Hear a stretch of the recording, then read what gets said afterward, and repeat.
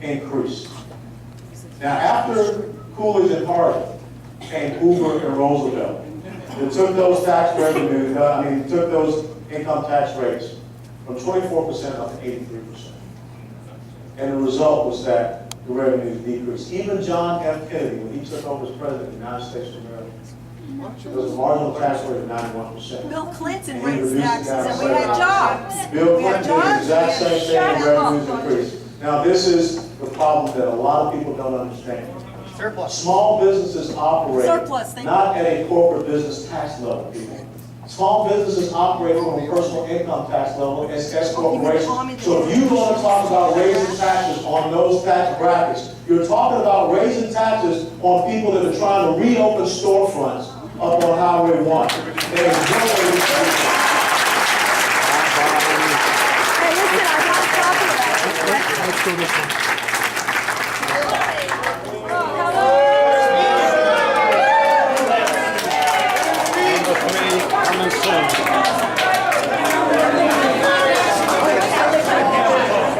We're not here to hear you. Town hall, back and forth. We cannot continue to have all the policy. There's a lot of disinformation out there. If you are 55 years of age or older, there is no change to Medicare. That's the bottom line.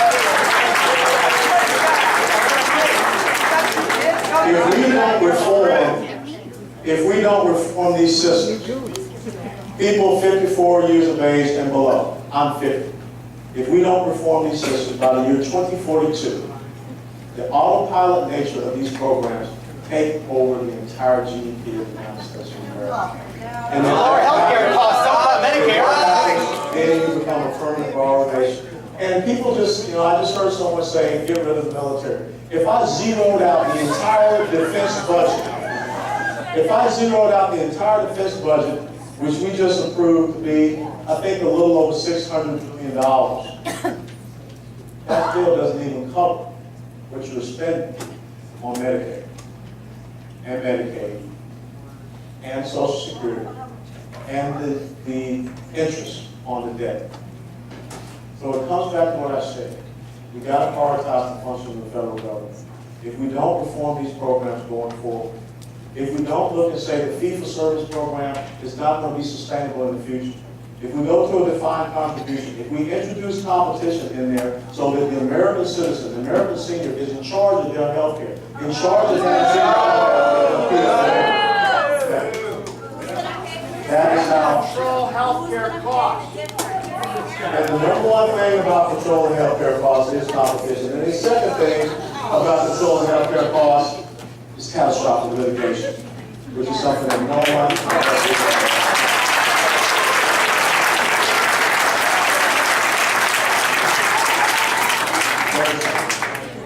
Next slide.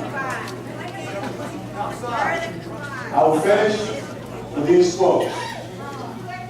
And yes, fraud, waste, and abuse, that's one of the things we have to work to eliminate. I'll just put these quotes up there for you to read.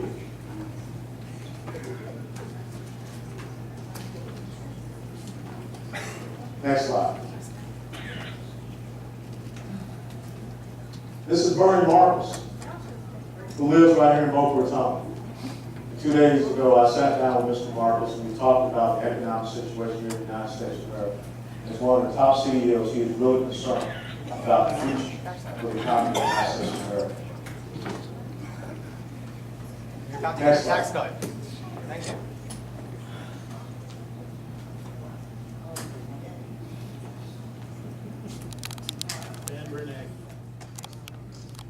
There's something that's going to end on the 30th of June. It's called quantitative easing. Quantitative easing 2. Which means that we have had a Fed that is going out monetizing our debt. It is going out buying out the bonds, printing more money. The fear is this, is that we have created an artificial economy with lower interest rates. And what will happen after that quantitative easing program is over? You will see where we are. Inflation. And inflation is absolutely right. Next slide.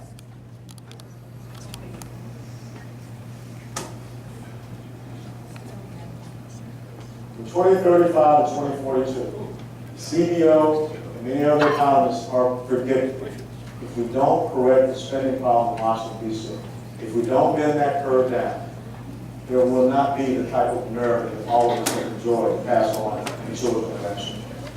Next slide. And the CBO is a nonpartisan organization. So, next slide. Thank you for giving me your attention on this period.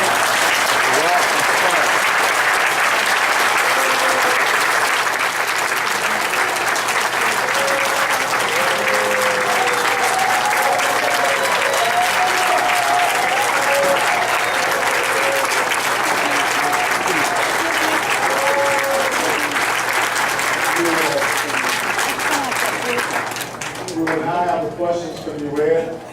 There was one other person that I did not recognize. It was a South Dakota State Senator Dan Leaderman, if he's still here. There he is. South Dakota State Senator Dan Leaderman. Thank you.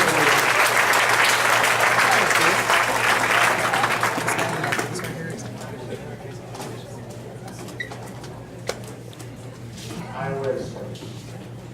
Jack Bogart, and I work with the advocacy program here in Bowling. And it's my privilege to ask the questions that you all wrote down. We're going to try to get through as many as we can. The record is 64. That's what we're Oh, we got enough to do that. First question, Florence Vidal, Boynton. Why, instead of having your billionaire friends pay more in taxes, are you willing to abandon my children and grandchildren by risking their rights to health care?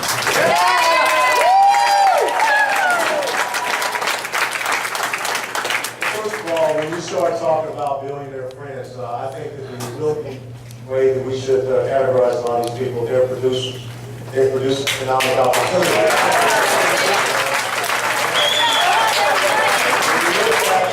When you look at the progressive tax code system that we have in the United States of America, we're going to say 53% are really pulling the weight here in the United States of America. And of those top two tax brackets, those top two tax brackets are basically paying anywhere from 45 to 50% of the tax in the United States of America. They earn 50 to 60%. And they have 90% of the wealth in this country too. I want to have those people reinvest the wealth. They haven't yet. Why are they now? We just talked about how if you raise, we just talked about if you continue to raise the marginal tax rate on those tax brackets, what happens to the percentage of revenue as per GDP? If we're going to turn around this, It worked for we're going to Clinton. turn around the economy. It is not about punishing people that are producers and consumers. It worked for Clinton. Okay, the next question is from Alfred Boner. Oh, and let me just say one thing. There's a whole lot of rich people out in Hollywood that don't vote for me. And they're saying, raise my taxes.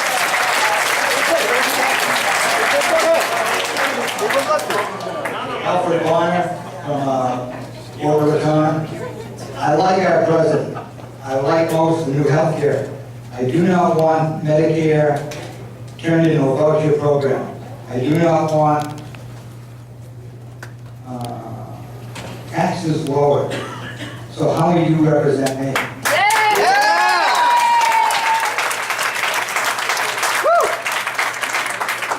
I represent you with three things. Call honor, call character, call integrity, call telling you the truth. Take care of the seniors then. The objective assessments that I've been looking at. Now, I'll tell you this. When you look at the 2,700 pages of the Patient Protection and Affordable Care Act, there are three things that I do agree with. Taking care of people with pre-existing conditions. If you want to keep your child on your insurance up to 25, 26 years of age, that's fine. Closing the donut hole. But the other 2,690 pages of that bill that I disagree with. It's 11 new taxes. It's 159 new government agencies and bureaucracies. That's not about health. That's not about care. That is about taking more money from the American people, growing government to the point that it will be further unsustainable. We want to talk about Medicare, talk about the $500 billion of cuts in Medicare that the Patient Protection and Affordable Care Act puts forth. If you want to talk about securing Medicare and making sure that government keeps your hands off, then all you have to do is look at the Independent Payment Advisory Board, a 15-member board that's part of the Obamacare law that regulates and controls spending of Medicare. I think that is not the way that we're going to improve and sustain Medicare.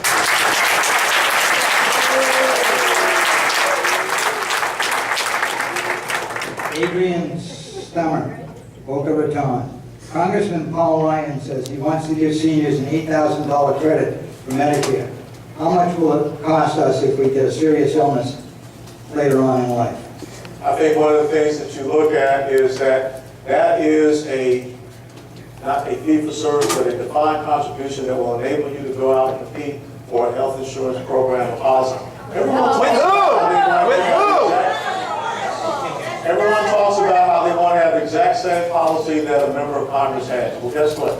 The exact same thing that I have.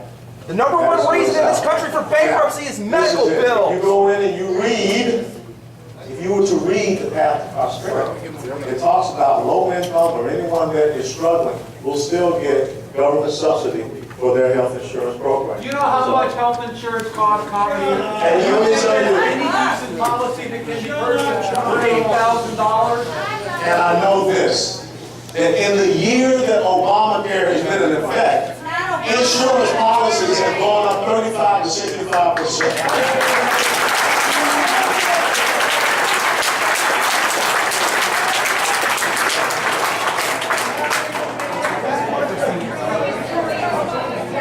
The next question, Louis Giles from Coral Springs.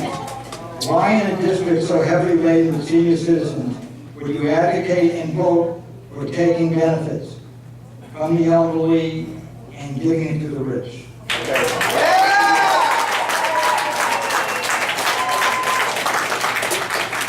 If you are 55 years of age or older, there is no change to Medicare. So I cannot talk about the city that's sitting here in this district right now. And the thing is, that the lady just asked me a question about the children.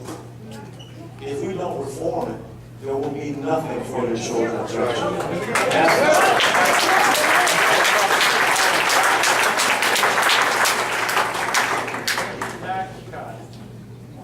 Next one is from Joan Kozloff, Green Acres. Don't you think taxing the rich would help our economy rather than cut Medicare and other people's social services?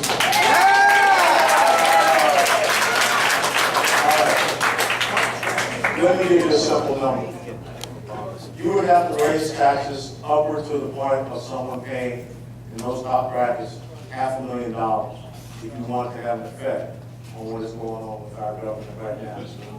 I don't think people will listen to me when I say it is not a revenue problem in Washington, D.C. It's a spending problem.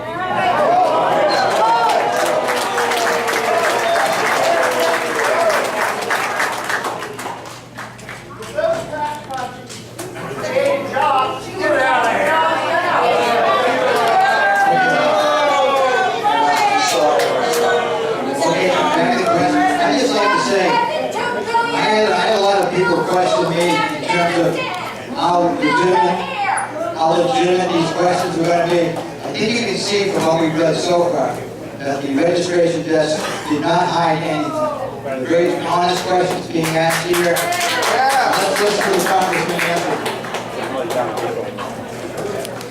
Next question, Judith Buckman, Boca Raton. I'm concerned that the sacrifices will not be shared and being unfairly dumped on seniors and the poor. All Ryan's plan away from the wealthiest corporations. Okay, I will tell you this. In the fiscal year 2012 budget resolution that Paul Ryan brought forth, it takes